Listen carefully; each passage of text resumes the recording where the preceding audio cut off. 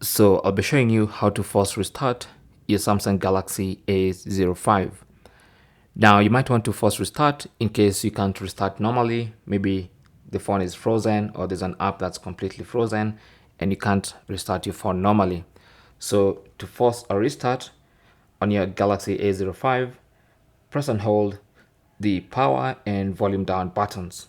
Okay, and you want to press them simultaneously and hold them in until the screen goes black and the Samsung logo appears. Okay, so once you go, press and hold, side key plus volume down. Ignore what you see on the screen. We're just trying to force a restart. Just keep holding. The screen goes black.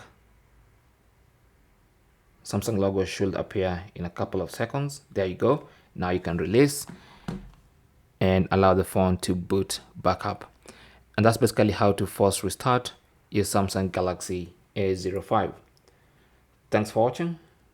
Comments and questions down below, and good luck.